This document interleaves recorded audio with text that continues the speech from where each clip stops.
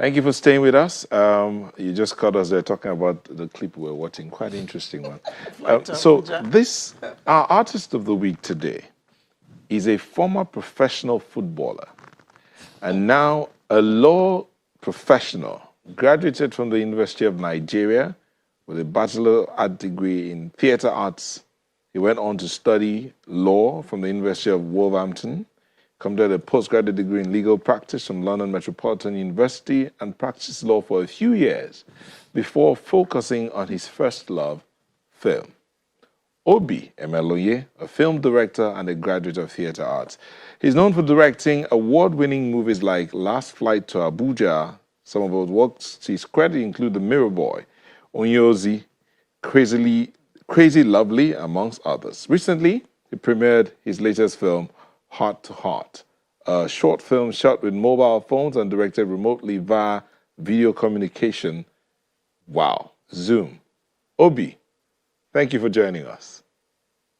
Thank you. I didn't recognize the person you were introducing, really.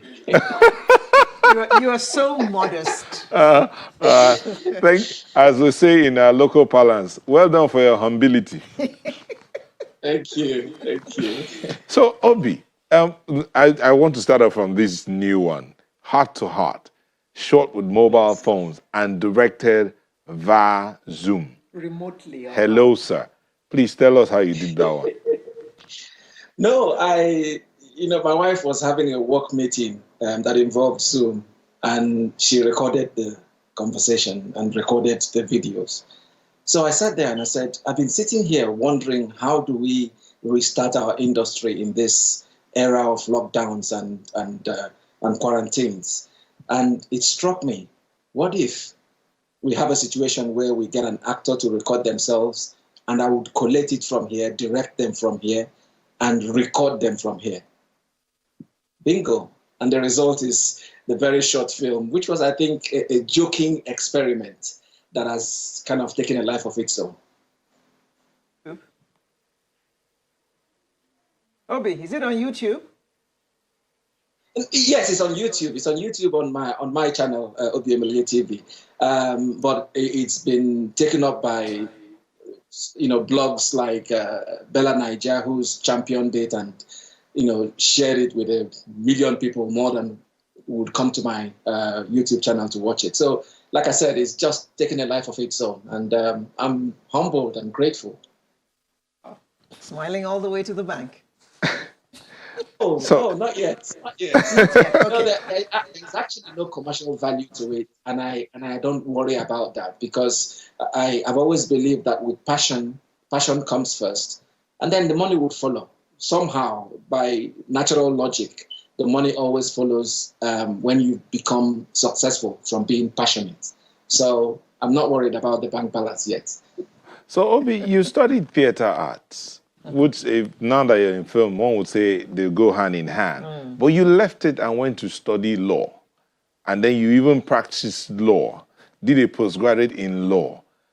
I mean, why did you have to go all that route? My village people, walai. I try my best. My village people say, I know. No, I believe everything you are goes into everything you do. And I think that, there is no formula for life. Everybody has their own schedule. Everybody has their own agenda imprinted in their DNA. And you have to go on that journey to become who you want to be. And I believe in some way that I needed to go round the block to arrive at where I wanted to be, because I become a better person, a more complete, rounded person through that journey. Come to think of it, law is a very adaptable profession. You can take law into everything. These days, I review my own contracts, and sometimes people that don't know I'm a lawyer wonder, why is this guy reading everything? Why is he commenting about everything? But that's the lawyer in me. So somehow the transferable skills from law I've taken with me to kind of sanitize a little bit of the madness and chaos of the film industry. You work both here and in the UK, but you're in the UK at the moment. Are you stranded? This is your wish to be there. I know my family is here. I'm at home. I live here, even though I do most of my work from Nigeria. It's a very funny relationship that I have with Nigeria. I am very decidedly Nigerian, but I live in the UK. I come back home. This is home. I go to Nigeria to work. So I was in Nigeria just before the lockdown started. So I rushed home to be with my family. And I'm home. I'm not missing anything. So what are you finding to do during this lockdown? First of all, I made a film, which is more than most people can say. I made a film in this lockdown, and it's out there. People are seeing it heart to heart. But I've also been editing. I shot a film with the Catholic Church called The Oratory, and I'm in post-production for it. So I get involved at every stage of the process. I write, I direct, I produce, and I get involved with the edit. So I'm editing that, and I'm writing a new script for what I hope would be an Oscar film, one way or the other. It's called The Day Must Come. I'm doing that in collaboration with a lady called Chinemerem Ugu, Ni Ugu. So I can't remember her present surname. But she wrote a book, The Day Must Come, and I'm adapting it for the screen. That keeps me busy. Doing homework with the children keeps me busy. Being a husband to my beautiful wife keeps me busy. That is a very important job. So I've enjoyed this life. This has been my lifestyle. The lockdown has been my lifestyle before the lockdown. So it's just we're maintaining status quo. Nothing has changed. How soon do you think that the industry will be able to bounce back from the pandemic? You know, the industry, there's a proverb in Igbo that says that when there is strife in the land, the elders are benefiting. I think for the people that have already produced work, there will be the elders benefiting in this strife. But for people that haven't actually made work, Obi, in the process of Obi, can you just hold your thoughts for a moment? And when we come back, you pick it up from that Igbo proverb again. We'd like to hear it clearly, and then you explain it. We'll be back in a moment. Please stay with us. Thank you for staying with us. So, Obi, before we ended that break, you were talking about the Igbo proverb. The Igbo proverb that says that when there is strife in the land, the elders are benefiting. So translate that to the present situation that we're in. Some filmmakers that already had content made, maybe were in post-production or had finished and were waiting to go, would benefit from this present situation, because at the moment there's a need. I've been contacted by different TV stations and different online platforms to say, do you have content for us? Because we've run out. We've put out everything we have and people want more. So there is that. And as soon as the clampdown and normalcy returns, there will be a spike in the demand for people getting back to what life used to be for them. So it would be going to the cinemas or having a film night at home. So for content that is already made, it would be a great idea. But for those that haven't made it, by the time the lockdown stops and the social distancing and all the measures that are put in place to regulate the spread of this virus, by the time they are completely erased and will go back to normal, we are in December. So for them that haven't made any content, the whole year is gone with nothing. But for those that have made, I believe that there's an opportunity to maximize the need, the quest, the hunger for new content that is going to follow this law that we have in our affairs. Indeed. Okay, so this heart-to-heart movie, let me take you back there. Quite interesting. We've seen the little clip of it, and yeah, it was shot wholly with mobile phones and you directed remotely.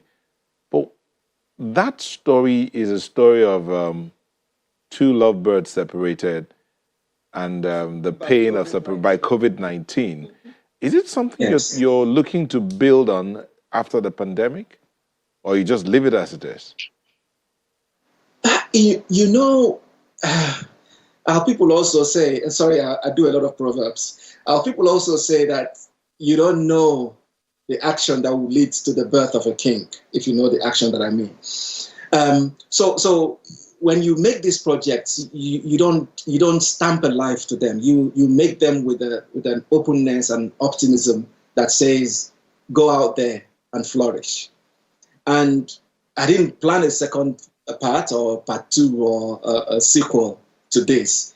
But what has happened is that because of the way it has taken on, people have accepted it, that there is a demand for a sequel. And people are even suggesting story ideas, or in some very, very big filmmakers and film actors like Hakeem K. Kazim, who was in Last Flight Abuja, called me up and said, look, I want to be in the part two, and that's exciting for somebody who's in Hollywood to call you based on a 7-minute film that you put on YouTube.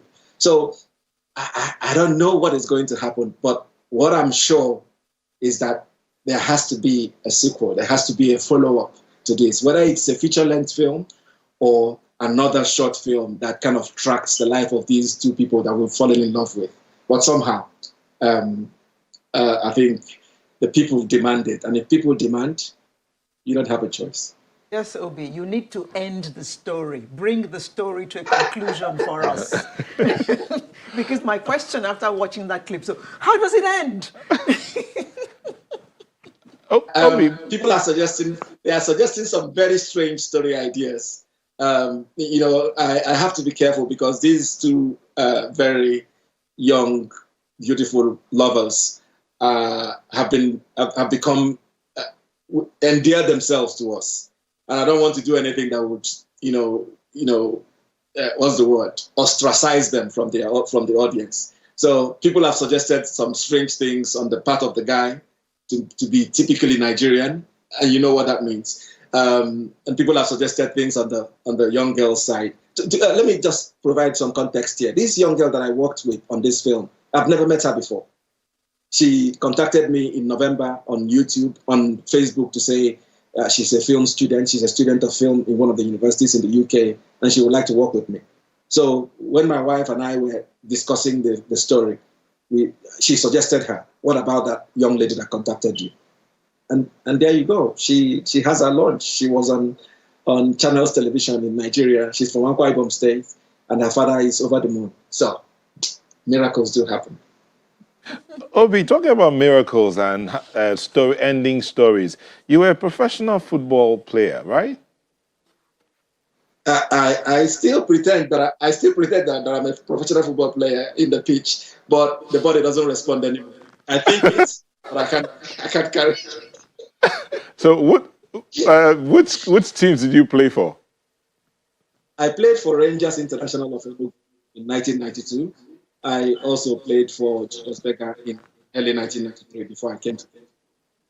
I actually came to London. I had trials with Charlton Athletics and West Ham before the winds of fortune carried me in a different direction. But I'm happy that I didn't play football because football is a very short career.